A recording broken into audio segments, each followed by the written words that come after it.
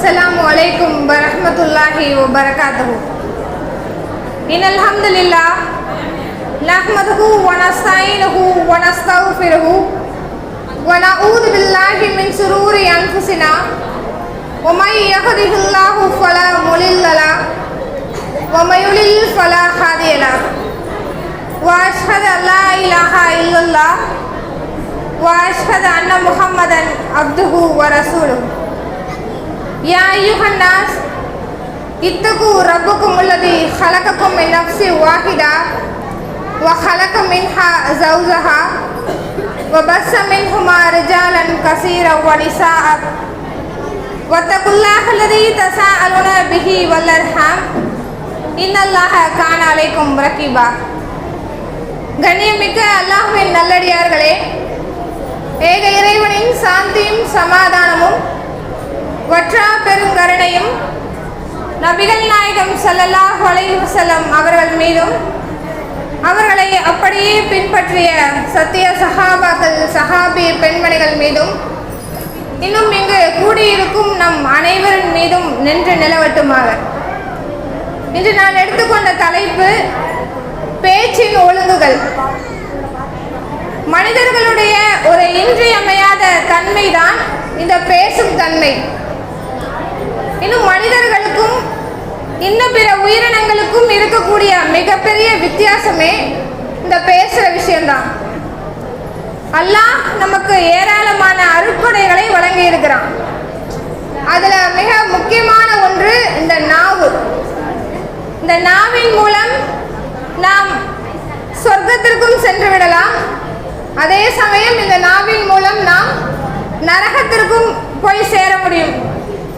அதனால்தான் நாம் நம்முடைய பேச்சை எவ்வாறு அமைத்து கொள்ள வேண்டும், எப்படியெல்லாம் பேசினால் அது நமக்கு நன்மையை பெற்றுத்தரும், எப்படியெல்லாம் பேசினால் அது நமக்கு நரகத்தில் கொண்டு போய் சேர்க்கும் என்று அல்லாஹும் அவனுடைய தூதரும் நமக்கு ஒழுங்குமுறைகளை கற்று தந்திருக்கிறாங்க. அல்லாஹ் தனது திருமறையிலே கூறுகிறான், யா அய்யுஹல்லதீன ஆமனு, நம்பிக்கை கொண்டோரே, இத்தகுல்லா, அல்லாஹ்வை அஞ்சுங்கள், வகூலு கௌலன் சதீதா, நேர்மையான சொல்லையே கூறுங்கள். இன்னும் அல்லாஹ் வேறொரு வசனத்துல குல், நபியை நீங்க சொல்லுங்க, லியகூலுல்லதீ ஹிய அஹ்ஸனு, அழகானவற்றையே பேசுமாறு எனது அடியார்களுக்கு நீங்கள் கூறுவீராக என்று அல்லாஹ் சொல்றான். இப்ப நம்முடைய பேச்சுக்களை நம்ம எப்படி அமைத்துக் கொள்ள வேண்டும்? நேர்மையான முறையிலையும் இன்னும் அழகான முறையிலையும் அமைச்சு கொள்ளணும். இன்னும் அல்லாஹ் நல்லடியார்களை பற்றி சொல்லும் போது நல்லவர்கள் எப்படி இருப்பாங்களாம்? வீணானவற்றை செவியுறும் போது, தேவையில்லாத விஷயத்தை பற்றி அவங்க செவியுறும் போது அதை அவர்கள் அலட்சியம் செய்வார்கள். எங்கள் செயல்கள் எங்களுக்கு, உங்கள் செயல்கள் உங்களுக்கு.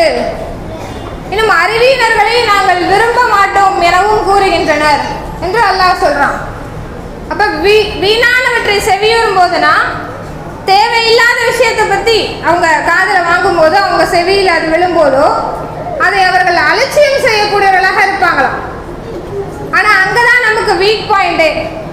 நாம என்ன பண்றோம்? ஒரு நாள்ல முக்காவாசி நேரங்களோ இல்ல பாதிக்கு பாதியான நேரங்களோ வீணானவற்றில தான் செலவழிக்கக்கூடியவர்களாக இருக்கிறோம்.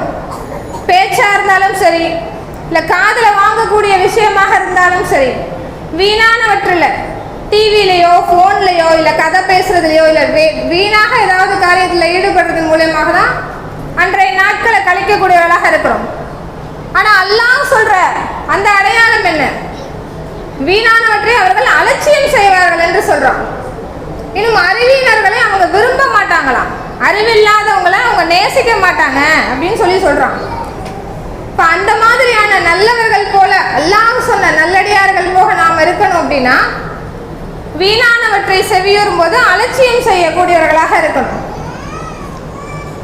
இன்னும் நபிகள் நாயகம் ஸல்லல்லாஹு அலைஹி வஸல்லம் அவர்கள் தர்மத்தை பத்தி நிறைய சொல்லி இருக்கிறாங்க. நாமெல்லாம் பெரும்பாலும் நினைச்சிட்டு இருக்கிறது காசு பணம் கொடுக்கறது தர்மம், இன்னும் உடுத்த உடை, உணவு, இருக்க தங்குவிடம் இதெல்லாம் கொடுக்கறது ஒரு தர்மம் என்று நம்ம எல்லாம் தெரியும். இது அல்லாத இன்னும் சின்ன சின்ன விஷயங்கள் கூட தர்மம் செஞ்ச நன்மையை நமக்கு பெற்று தரும் என்று நபிகள் நாயகம் ஸல்லல்லாஹு அலைஹி வஸல்லம் அவர்கள் நமக்கு சொல்லி இருக்கிறாங்க. ஒரு சகோதரன் இன்னொரு சகோதரனை பார்த்து புன்முறுவல், அதாவது புன் சிரிப்பு சிரிக்கிறது தர்மத்தில் சேருமா. அவர் சகோதரன்னா அண்ணன் தம்பி இல்லை, ஒரு முஸ்லீம் இன்னொரு முஸ்லீமை பார்த்து, ஒரு சகோதரன் இன்னொரு சகோதரன் அப்படி சொல்ல வராங்க. ஒருத்தவங்க இன்னொருத்தவங்களை பார்த்து சிரிக்கிறது, சாதாரணமாக சிரிச்ச முகத்தோடு இருப்பாங்கன்னு சொல்லுவாங்க இல்லையா, அந்த மாதிரி இருக்கிறது கூட தர்மம் செஞ்ச நன்மையை நமக்கு பெற்று தருமா. அதே போல ஒரு கணவன் தன்னுடைய மனைவிக்கு ஒரு வாய் உணவு ஊட்டி விடுறதும் தர்மத்தில் போய் சேரும் என்று சொல்றாங்க. அதே போல பாதையில நமக்கு இடையூறு தரக்கூடிய ஒரு விஷயத்தை அகற்றணும் அப்படின்னா அதுவும் நமக்கு தர்மம் செஞ்ச நன்மையே கிடைக்கும். இந்த பட்டியல்ல ரசூலுல்லாஹ் சொல்றாங்க, அவள் கலீமத்து தையிபத்து சதகா, நல்ல சொல்லும் தர்மமாகும். எப்படி நல்ல சொல், நாம நினைச்சிட்டு இருக்கோம் எவ்வளவோ செலவு பண்ணி தான் தர்மம் செய்யணும், அந்த நன்மையை நம்ம அப்படிதான் அடைய முடியும் நாம நினைச்சிட்டு இருக்கோம் இல்லையா. ஆனா நல்ல வார்த்தை பேசுறது மூலியமா கூட தர்மம் செஞ்ச நன்மையே நமக்கு கொடுக்குது. எவ்வளவு ஒரு அழகான மார்க்கம் நம்முடைய மார்க்கம். பேசுறது, நல்ல விஷயம் பேசுறது மூலியமா தர்மம் செஞ்ச நன்மை கிடைக்குது. இன்னொரு ஹதீஸ்ல ரசூலுல்லாஹ் சொல்றாங்க, பேரிச்சம்பழத்தின் ஒரு துண்டை கொடுத்தாவது நீங்க நரக நெருப்பிலிருந்து உங்களை பாதுகாத்துக் கொள்ளுங்கள் என்று. அதுவுமே கிடைக்கலையா, இன்சொல்லை கொண்டாவது நீங்க நரக நெருப்பிலிருந்து பாதுகாத்துக்கோங்கன்றாங்க. இன்சொல்னா நல்ல சொல், இனிமையான ஒரு நல்ல சொல்ல கொண்டு நீங்க நரக நெருப்பிலிருந்து உங்களை பாதுகாத்துக்கோங்க அப்படின்னு சொல்றாங்க. இன்னும் அல்லாஹ் பேசுற அந்த விஷயத்துல மிக முக்கியமாக நம்மளை கவனிக்க வேண்டிய விஷயமா என்ன சொல்றான் அப்படின்னா, நீங்கள் நடக்கும் போது, இந்த பூமியிலே நீங்கள் நடக்கும் போது நடுத்தரத்தை கடைபிடிப்பீராக. இன்னும் நீங்கள் பேசும்போது உங்களது குரலை தாழ்த்தி கொள்வீராக. குரல்களிலேயே வெறுக்கத்தக்கது கழுதையின் குரலாகும் என்று அல்லாஹ் சொல்றான். இப்ப நம்ம நடக்கும் போது இந்த பூமியில எப்படி நடக்கணுமா, ஆணவத்தோட கர்வமா அதண்டு பூமியில தட்டி அந்த மாதிரி நடக்காம நடுத்தரமான முறையில நடக்கணும். அதே போல பேசும்போதும் நம்ம குரலை தாழ்த்தி பேசணும். தாழ்த்தி பேசுறதுனா எப்படி, ரகசியமாக ரொம்ப மெதுவா பேசுறதா அல்ல, அப்படி குறிப்பிடல. தாழ்த்தி என்றால் சில பேருக்கு இயற்கையாகவே அதண்ட குரலாக கணீர் என்ற குரலாக இருக்கும். அவர்கள் அவங்களுடைய குரலை தேவையான இடத்துல உயர்த்திக்கிறதும் மற்ற நேரங்களில் சாதாரணமாக பேசிக்கொள்ளலாம். அதே போல சாதாரணமாகவே அவங்க குரல் இருக்கு, ரொம்ப அதண்டெல்லாம் இல்லைன்னா சாதாரணமாக ரொம்ப அதண்டு கர்வம் கொண்டு ஆணவமா நான் பேசுறது தான் முதல்ல கேட்கணும், என்னுடைய பேச்சு தான் எடுப்படணும் அந்த இடத்துல அப்படின்னு சொல்லி ரொம்ப அகம்பாவமா பேசுவாங்க. அந்த மாதிரி பேசாதீங்க, நடுத்தரத்தை கடைபிடிங்க, தாழ்த்திக்கோங்கன்னு சொல்லி அந்த அர்த்தத்துல அல்லாஹ் சொல்றான். இன்னும் சில இடங்கள்ல நம்முடைய குரல் வேகமாக பேச தேவைப்படும். இப்போ பயான்கள்ல பேசுறோம், அதே மாதிரி பள்ளிக்கூடங்கள்லாம் ஆசிரியர்களுக்கு அந்த வேகமான குரல் தேவைப்படும். அந்த மாதிரி தேவையான இடங்கள்ல குரலை உயர்த்தி பேசுறது தவறில்லை. ஆனா சாதாரணமாகவே நம்முடைய குரலை தாழ்த்தி கொண்டு பேசுறது தான் அல்லாஹ் அப்படி குறிப்பிடுறான். ஏன் அல்லாஹ் கழுதையோட ஒப்பிடுறான் அப்படின்னா, எல்லா மிருகங்களுமே கத்தும், ஏன்னா அதுங்களுக்கு பேச தெரியாது இல்லையா, அது கத்துறது மூலயமா தான் அதுங்க பேசும். அப்ப அதுங்க எப்படி, ஏன் கழுதையை மட்டும் அல்லாஹ் குறிப்பிடுறான் அப்படின்னா, கழுதை தேவையே இல்லாம எதுக்கெடுத்தாலும் கத்திக்கிட்டே இருக்குமா. தேவையான இடத்துல மட்டும் கத்தாம தேவையே இல்லாம கத்திக்கிட்டே இருக்கும். அது போல நீங்க தேவையே இல்லாம பேசிக்கிட்டே இருக்காதீங்க, கத்திக்கிட்டே இருக்காதீங்க, கூச்சலிட்டுட்டே இருக்காதீங்க என்று அல்லாஹ் கழுதையோட ஒப்பிடுறான். இன்னும் அது வெறுக்கத்தக்க ஒரு குரலாக இருக்குது அப்படின்னு. அப்பனுடைய நம்ம பேச்சை எப்படி அமைத்துக் கொள்ளணும், தேவையான இடத்துல பேசணும், தாழ்த்தி பேசணும், இதுதான் அல்லாஹ் குறிப்பிடுறான். அதே போல ரசூலுல்லாஹ் என்ன சொல்றாங்க, குறைவான பேச்சும் வெட்கமும் ஈமானுடைய அம்சமாகும். இப்ப ஈமானுடைய அம்சத்துல எது சேருது, வெட்கம் ஈமானுடைய ஒரு கிளைன்னு நமக்கு தெரியும். அதே போல குறைவான பேச்சும் ஈமானுடைய அம்சமாகும். அதே போல அதிகமான பேச்சும் கெட்ட வார்த்தையும் நயவஞ்சகத்தின் அம்சமாகும். நயவஞ்சகர்கள்னு அல்ல யார சொல்லுவாங்க, ரெட்ட வேஷம் போடக்கூடியவர்கள், உள்ள ஒரு மாதிரி வெளியில ஒரு மாதிரி இருப்பாங்க, அவங்க தான் நயவஞ்சகர்கள். நம்ம கிட்ட ஒரு மாதிரி பேசுவாங்க, வெளியில பார்த்தா வேற மாதிரி பேசுவாங்க. பேசுவாங்க. அப்படி இரட்டை வேடம் போடக்கூடியவர்கள் தான் நயவஞ்சகர்கள்னு சொல்றாங்க. அப்படிப்பட்ட ஒரு அம்சம் யாருக்கு இருக்கும்? அதிகமாக பேசக்கூடியவர்களுக்கும் கெட்ட வார்த்தை பேசக்கூடியவர்களுக்கும் இருக்கும். இன்னும் நபி ஸல்லல்லாஹு அலைஹி வஸல்லம் அவர்கள் இயற்கையாகவோ செயற்கையாகவோ கெட்ட வார்த்தையை பேசுபவர்களாக இருந்ததில்லை. அவங்க வேண்டுமென்றே இல்லை, இயற்கையாகவே அவங்களுக்கு கெட்ட வார்த்தை பேசுற அந்த சுபாவமே கிடையாது. இன்னும் அருவருப்பான பேச்சுக்கள் பேசுறதை பத்தி ரசூலுல்லாஹ் சொல்றாங்க, யார் தங்களை தற்காத்துக் கொள்வதற்காக ஒருவரை விட்டு தன்னை தற்காத்துக் கொள்றதுக்காக வெறுண்டு ஓடுறாங்களோ அவர்தான் மக்களிலேயே மிகவும் தீயவர் என்று சொல்றாங்க. என்ன அப்படின்னா, இப்போ ஒருத்தர் ரொம்ப அருவருப்பான பேச்சு பேசக்கூடியவராக கெட்ட வார்த்தை பேசக்கூடியவராக இருக்கிறார் அப்படின்னா, ஐயோ அவர்கிட்ட போனோம்னா அவர் அருவருப்பால பேசுவாரு, கெட்ட வார்த்தையால பேசுவாரு அப்படின்னு சொல்லி அவரை விட்டு நம்மளை பாதுகாத்துக்கிறதுக்காக நம்ம நகர்ந்து போறோம் இல்லையா? அப்ப அவரு தான் மக்களிலேயே தீயவரம். நாமெல்லாம் எப்படி ஆசைப்படுவோம்? நம்ம நல்லவங்களா இருக்கணும் தான் ஆசைப்படுவோம். யாராவது நம்மளை பார்த்து இந்த நல்ல பிள்ளைப்பா அப்படின்னு சொல்லதானே எல்லாருமே ஆசைப்படுவோம். இது இந்த பிள்ளை இருக்கிறதுலே கெட்ட பிள்ளை அப்படின்னு சொல்றதுக்கு நம்ம யாராவது ஆசைப்படுவோமா? ஆனா நம்ம அருவருப்பான பேச்சுக்கள் பேசினா நம்மளை கண்டு மக்கள்லாம் பயந்து ஒதுங்கி போறாங்க அப்படின்னா அவங்க கெட்டவங்கன்னு ரசூலுல்லாஹ் சொல்றாங்களே. இன்னும் இந்த ஹதீஸ்ல நம்ம மிக முக்கியமா கவனிக்க வேண்டிய விஷயம் என்ன அப்படின்னா, இங்க பெற்றோர்களாக இருக்கக்கூடிய நிறைய பேர் நம்ம இருக்கிறோம். அப்ப நம்ம கிட்ட இருக்கக்கூடிய அந்த குழந்தைகளை கெட்ட வார்த்தை பேசாதவர்களாகவும் அருவருப்பான பேச்சுக்கள்ல ஈடுபடாதவர்களாகவும் வளர்க்க கடமைப்பட்டவர்களாக இருக்கிறோம். ஏன்னா இன்றைய குழந்தைகளை நாம நல்ல முறையில வளர்த்தோம் அப்படின்னா நாளை தலைமுறைய நல்ல தலைமுறையாக வளரும். இப்ப உதாரணத்துக்கு எடுத்துக்கோங்க, நம்ம பிள்ளை ஒரு இடத்துல விளையாடுது, நம்ம பிள்ளைய பார்த்துட்டு ஒரு பெற்றோர் சொல்றாங்க, இந்த பிள்ளைகிட்ட சேராத, இந்த பிள்ளை கெட்ட பிள்ளை, இந்த பிள்ளைய விட்டு ஒதுங்கி போயிடுன்னு சொல்றாங்க. அதை நம்ம காதுல விழுவுது. இப்ப நமக்கு அது எவ்வளவு வேதனையாக இருக்கும். நம்ம பிள்ளைகிட்டேருந்து அந்த பிள்ளைய ஒதுக்குறாங்களே, நம்ம பிள்ளை அவ்வளவு கெட்ட வார்த்தை பேசுதான்னு நம்ம கேள்விப்படும் போது ரொம்ப அவ்வளவு வேதனையாக இருக்கும். இந்த நிலைமை நமக்கு வரக்கூடாது, ஒரு பெற்றோருக்கும் வரக்கூடாது. அப்படின்னா குழந்தைய மிக கவனமாக கண்காணிக்கக்கூடியவர்களாக நம்ம இருக்கணும். ஏன்னா இன்னும் பெற்றோர்கள் என்ன சொல்லுவாங்க, நாங்கெல்லாம் கெட்ட வார்த்தை பேசுறதுனால குழந்தைங்க தானா கத்துக்கிட்டு வந்துடுது, வெளியிலேருந்து பேசுது, எங்க வீட்டுலலாம் யாரும் பேச மாட்டோம் அப்படின்னு சொல்றாங்க. சரி, வீட்டுல பேச மாட்டாங்க அப்படின்னா பள்ளிக்கூடங்கள்லயோ இல்ல விளையாடுற இடத்துலயோ பேசுவாங்க. இப்படி சாக்கு போக்கு சொல்லாம ஒரு பெற்றோருமே என்னுடைய பிள்ளைய நான் நல்ல முறையில வளர்ப்பேன் அப்படின்னு உறுதிமொழி மாதிரி எடுத்தாங்கன்னு வச்சுக்கோங்களேன். ஒரு 10 பிள்ளையோட பெற்றோர் எடுத்தாங்க அப்படின்னா 10 பிள்ளை சேர்ந்து விளையாடும் போது அங்க எப்படி கெட்ட வார்த்தை வரும்? வராது இல்லையா? அப்படி எல்லா பெற்றோர்களுமே உறுதிமொழி எடுத்து தன்னுடைய குழந்தையை வளர்த்தாங்க அப்படின்னா கண்டிப்பாக அந்த குழந்தை சேர்ந்து எந்த சமூகத்தில் இருந்தாலும், பள்ளிக்கூடமாக இருந்தாலும் சரி, விளையாடுற இடமாக இருந்தாலும் சரி, கெட்ட வார்த்தை பேசுறதுக்கோ அருவருப்பான பேச்சு பேசுறதுக்கோ வாய்ப்புகளே வராது. இன்னும் வேற என்ன சாக்கு போக்கு சொல்லுவாங்க, போன்ல கத்துக்குது, டிவியில கத்துக்குது, நாங்கெல்லாம் அதெல்லாம் செய்ய மாட்டோம்னு சொல்லுவாங்க. போனும் டிவியுமே நம்மளுடைய பொறுப்பு தானே. தானா போன் சம்பாரிச்சு போன் வாங்கி, தானா சம்பாரிச்சு டிவி வாங்கி அதுக்கு ரீசார்ஜ் பண்ணி பாக்குதா பிள்ளைங்க? ரீசார்ஜ் பண்றது நாம, போனை வாங்கி கொடுக்கறது நம்ம. இப்ப நம்ம அந்த விஷயத்தெல்லாம் பண்ணிட்டு குழந்தைகள்ல போய் கையை போனை கொடுத்துட்டு அப்புறம் அதுங்கெல்லாம் போனை பார்த்து கெட்டு போயிடுச்சு அப்படின்னு சொல்றது நம்மளுக்கு ஒரு நல்ல பெற்றோருக்கு அழகில்லை. அப்ப குழந்தைங்க என்ன பார்க்குது, எதெல்லாம் அது பார்க்குது, போன்லயோ இல்ல டிவிலயோ எதெல்லாம் அது பார்க்குதுங்கிறத கவனிக்கணும். நம்ம அல்லாஹ் நம்மை கண்காணிப்பவனாக தானே இருக்கிறான். நம்ம குழந்தைய போய் நோட்டமிட்டே இருக்கிறதா, வேவு பார்க்கறதா அப்படின்றது அர்த்தம் இல்லை.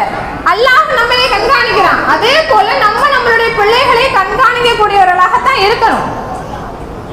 இன்னும் அந்த பிள்ளைகள் மேல என்ன சொல்லுவாங்க, அந்த பிள்ளை நாங்கெல்லாம் பேசுறது இல்ல அப்படின்னு சொல்லி இப்படியே தான் சாக்க சொல்லுவாங்க. ஒரு சில வீடுகள்ல கொஞ்சம் அந்த குழந்தைகளை கொஞ்சம்ன்ற பேர்ல சில அருவருப்பான பேச்சுகள் சொல்லி கொஞ்சுறாங்க. ஆனா அவங்களுக்கு அது தப்பா தெரியாது, அது கெட்ட வார்த்தையாக தெரியாது. ஆனா மற்றவர்கள் அந்த பிள்ளைங்க போய் மற்றவங்கள்ட்ட பேசும்போது அதை செவியுற மற்றவர்கள் என்ன சொல்லுவாங்க, என்ன இந்த குழந்தை இப்படி பேசுது, இந்த பிள்ளை என்ன இப்படி பேசுது பேசுதுன்னு முகம் சுளிப்பாங்க. கண்டிப்பா நமக்கு அது தப்பா படாம இருக்கலாம். அதே போல பெற்றோர்களுக்கு எவ்வளவு கடமை இருக்கோ வீட்டில் இருக்கக்கூடிய பெரியவர்களுக்கும் அந்த கடமை இருக்கு. இந்த பெரியவர்களும் அப்படிதான் குழந்தைகளை கொஞ்சம் அப்படின்ற பேர்ல நிறைய அருவருப்பான பேச்சுகளை பேசுறாங்க. அதை முற்றிலுமாக தவிர்க்கணும். அது நமக்கு தான் அப்படி தெரியலாம், ஆனா மற்றவர்களுக்கு சமூகத்துல மற்ற இடத்துல போய் பேசும்போது அது முகம் சுளிக்க வைக்கும். அதனால அதையும் நம்ம தவிர்த்து கொள்ளணும். இன்னும் நபி ஸல்லல்லாஹு அலைஹி வஸல்லம் அவர்கள் சொல்றாங்க,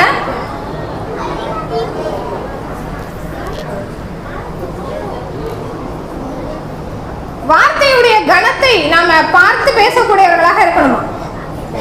ஏன்னா ஒரு வார்த்தை ஒருவர் பேசிடுறாரு, அதனுடைய விபரீதத்தை பற்றி தெரியாம, அதனுடைய பின் விளைவுகளை பற்றி தெரியாம ஒரு வார்த்தையை ஒருத்தர் பேசிடுறாரு. அந்த வார்த்தையை அவரை எங்க கொண்டு போய் சேர்க்குது?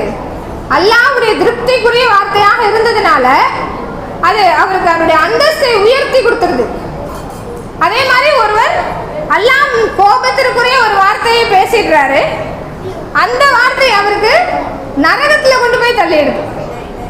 பேசும்போது அப்ப எப்படி பேசுறோம்? நம்ம வார்த்தையினுடைய கணத்தை புரிந்து கொண்டு அது எப்படிப்பட்ட வார்த்தையாக இருக்கு அப்படின்றத நம்ம பார்த்து பேசணும். ஏன்னா நம்ம பள்ளிக்கூடங்கள்ல நிறைய படிச்சிருப்போம் திருக்குறள், தீயினால் சுட்ட புண் உள்ளாரும் மாறாதே நாவினால் சுட்ட வடு. அப்படின்னா என்ன? தீயினால் ஏற்பட்ட காயம் கூட காலப்போக்கில் ஆறிடும். வார்த்தையால நீங்க பேசுனீங்க அப்படின்னா அந்த காயம் மாறாது, காலத்துக்கும் இருக்கும் அப்படின்றது தான் அதுக்கான அர்த்தம். அதே போல நம்ம பேசும்போது ரொம்ப மிக கவனமாக பேசணும். ஏன்னா ஒரு ஆயுதத்தால ஒருவரை தாக்குறதை விடவும் வார்த்தையால தாக்குறது மிக கடுமையான பாதிப்புகளை ஏற்படுத்தும். சில பேருக்கு சாதாரணமா இருக்கும், சில பேருக்கு ரொம்ப ஆழமான காயங்களை ஏற்படுத்தும். அதனால வார்த்தையினுடைய கணத்தை பார்த்து பேசணும். அதே போல ஒரு நபி ஸல்லல்லாஹு அலைஹி வஸல்லம் அவர்கள் 3 விஷயங்களை அல்லாஹ் வெறுக்கிறான்னு சொல்றாங்க. பொருட்களை வீணாக்குவது, அதிகமாக பிறரிடத்தில் யாசிப்பது, அவர் சொன்னார் இவர் சொன்னார் என ஆதாரம் இல்லாமல் பேசுவது. இப்படி ஆதாரம் இல்லாமல் பேசுறது இன்றைய இந்த சமூகத்துல நம்ம இடத்துல நிறைய பரவி இருக்குது. ஏன்னா இந்த செல்போன் வந்த காலத்துல எதுவுமே ஆதாரம் இருக்கா, சரியான செய்தியா அப்படின்லாம் எதுவுமே காதில் வாங்குறதே கிடையாது. உடனே ஃபார்வர்ட் பண்ணிடுறது, எதை எடுத்தாலும் ஃபார்வர்ட் பண்ணிடுறது. இது நான் நிஜமா இது நடந்துச்சான்னு கேட்டால் தெரியல, எனக்கு வந்துச்சு நான் அனுப்பிட்டேன். அதே மாதிரி பேசும்போதும் ஏதாவது செய்தியை பரப்பிடுவாங்க. கேட்டா நான் கேள்விப்பட்டேன், இப்படிதான் சொன்னாங்க, நிஜம் தெரியலையே, அப்ப தெரியாம ஏன் பேசணும் நம்ம? அதே போல கேள்விப்படுறதையெல்லாம் பேசுறவங்க ரசூலா எப்படி சொல்றாங்க? பொய்யன் என்று சொல்றாங்க இல்லையா? இப்ப நம்மள பொய்யன் என்ற பட்டம் நமக்கு தேவையா? அப்படியெல்லாம் இருக்கக்கூடாது. அப்படின்னா கேள்விப்பட்டதை எல்லாம் பரப்பக்கூடியவர்களாக நாம் இருக்கக்கூடாது. அதே போல ஆதாரம் இல்லாமல் பேசக்கூடியவர்களாகவும் இருக்கக்கூடாது. நம்ம அல்லாஹ் வெறுக்கிற செயலாக இது இருக்கிறது இல்லையா? அல்லாஹ் வெறுக்கக்கூடிய ஒரு செயலை செய்ய நாம விரும்புவோமா? எந்த விஷயம் செஞ்சாலும் அல்லாஹ்வுடைய பொருத்தம் வேணும், அல்லாஹ் அந்த செயலை ஏத்துக்கணும் அப்படின்னு தான் நாம் ஆசைப்படுவோம். எல்லா செயலுமே அப்படித்தானே நம்ம அமைச்சுக்கிறோம். அப்ப அல்லாஹ் நம்ம செய்யக்கூடிய ஒரு செயலை வெறுக்கிறான் அப்படின்னா அந்த ஆழத்தை நம்ம புரிஞ்சுக்கணும். அப்படி புரிஞ்சுக்காம இத பெரிய ஒரு விஷயமாவே நம்ம நினைக்கிறதே இல்லை. அதே மாதிரி புறம் பேசுறதையுமே நம்ம பெரிய விஷயமாவே எடுத்துக்கிறது கிடையாது. சாதாரணமா போற போக்குல புறம் பேசிட்டு போயிடுறோம். அதுவுமே நம்மளை எங்க சேர்க்குது? நரகத்துல கொண்டு போய் சேர்க்குது. சாதாரண பாவம் கூட இல்ல, நரகத்துல கொண்டு போய் சேர்க்கக்கூடிய பாவமாக இந்த புறம் பேசுறது இருக்குது. இன்னும் ஒரு கிராமவாசி நபி ஸல்லல்லாஹு அலைஹி வஸல்லம் அவங்க இடத்துல கேட்கிறாங்க, என்னை சொர்க்கத்துக்கு அழைத்து செல்லக்கூடிய ஒரு நல்ல காரியத்தை எனக்கு கற்றுக் கொடுங்க அப்படின்னு சொல்லி கேட்குறாங்க. இப்போ ரசூலா நிறைய விஷயத்த கற்றுக் கொடுக்குறாங்க. கற்றுக் கொடுத்துட்டு இதெல்லாம் உங்களுக்கு செய்ய முடியலை அப்படின்னா ஒரு 3 விஷயம் உங்களுக்கு சொல்லித்தரேன், அதை செய்யுங்க அப்படின்னு சொல்லி 3 விஷயத்த சொல்றாங்க. என்ன அப்படின்னா, பசித்தவனுக்கு உணவு கொடு, தாகித்தவனுக்கு நீர் புகட்டு, நன்மையை ஏவு தீமையை தடு என்று 3 விஷயத்த சொல்லி கொடுக்குறாங்க. இந்த 3 விஷயமே உன்னால செய்ய முடியல அப்படின்னா உன்னுடைய நாவை நல்ல விஷயத்துக்காக மட்டுமே பயன்படுத்து.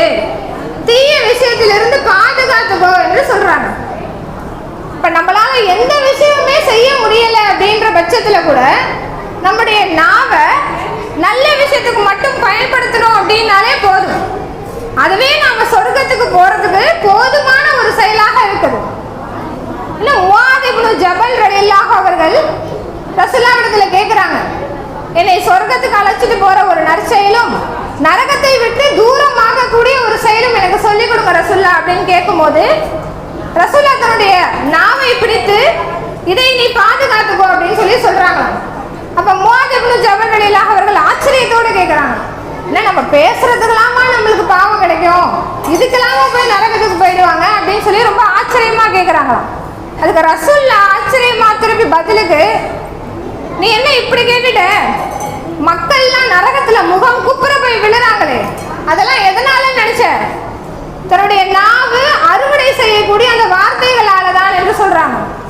அறுவடை செய்யறதுனா நம்ம பேசக்கூடிய அந்த சொல், அந்த சொல்லின் மூலமாக தான் அதிகமான மக்கள் நரகத்துக்கு போவாங்க. இன்னும் நீங்க பெண்கள் அதிகமாக இருக்கிறதுனால இந்த ஹதீஸும் ஒரு நினைவூட்டலாக சொல்றேன். நிறைய கேள்விப்பட்டிருப்போம், பெண்கள் அதிகமாக நரகத்துல பார்த்ததா ஹதீஸ்கள் நம்ம கேள்விப்பட்டிருக்கோம்ல. என்ன காரணம்? கணவருக்கு மாறு செய்யக்கூடியவர்களாக இருப்பாங்க, மறுக்கக்கூடியவர்களாக இருப்பாங்க அப்படின்றது அந்த ஹதீஸ். இப்ப அதுவுமே நம்ம நாவால தானே செய்யறோம்.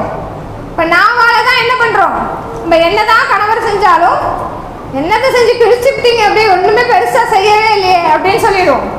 இன்னும் ஒண்ணுமே செய்யல, நீங்க எப்ப எனக்கு தான் செஞ்சீங்க அப்படின்னு மறுத்துருவோம்.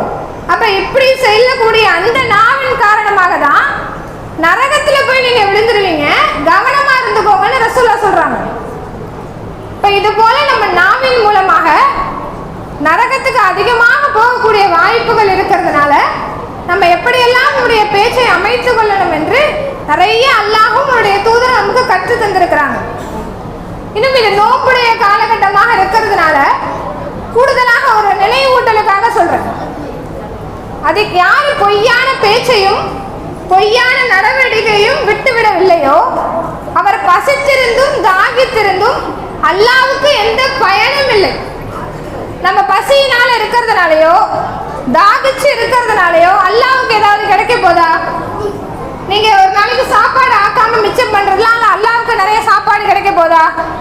நம்மளுக்கு ஏதாவது குடிக்கிறது பானம் ஏதாவது மிச்சம் பண்ணி வைக்கிறதால அவனுக்கு நிறைய கிடைக்க போதா? எந்த லாபமுமே இல்லை. நம்மளுடைய நன்மைக்காக அல்லாஹ் நம்மளை நோன்பு வைக்க சொல்றான். அப்ப அல்லாஹ் சொல்லி கொடுத்த வகையில நாம நோன்பு வைக்கணும். நோன்பு வச்சுக்கிட்டே பொய் பேசுறது, புறம் பேசுறது, தேவையில்லாத காரியத்துல ஈடுபடுறதெல்லாம் செஞ்சோம் அப்படின்னா அந்த நோன்பே எனக்கு தேவையில்லைப்பான்றான் அல்லாஹ். நீ நோன்பே வைக்காத, ஏன் நோன்பு வச்சுக்கிட்டு இந்த மாதிரி பொய் பேசுற, புறம் பேசுற, பொய்யான நடவடிக்கைகளை ஈடுபடுற, அப்படி நீ நோன்பே தேவையில்லையே, இப்படிப்பட்ட நோன்பை நான் ஏத்துக்க மாட்டேன்னு அல்லாஹ் சொல்றான். அப்ப அல்லாஹ் நம்ம செய்யக்கூடிய காரியங்கள் எல்லாம் ஏத்துக்கணும், இந்த நன்மை எல்லாம் ஏத்துக்கணும் அப்படின்னா அல்லாஹ் காட்டி தந்த முறையில, நபி ஸல்லல்லாஹு அலைஹி வஸல்லம் அவர்கள் காட்டி தந்த வழிமுறையில வாழக்கூடியவர்களாக இருக்கணும். எனவே அல்லாஹ்வுடைய தூதரும் சொன்ன வழியிலே நாம் நடந்து நாம் நாவை நல்லவற்றுக்காக மட்டும் பயன்படுத்தி சொர்க்கம் செல்லக்கூடிய நன்மக்களாக அல்லாஹ் உங்களையும் என்னையும் ஆக்கி அருள் புரிவானாக. வாஹிர் தவான் அல்ஹம்துலில்லாஹி ரப்பில் ஆலமீன். அஸ்ஸலாமு அலைக்கும் வரஹ்மத்துல்லாஹி வபரகாத்துஹு.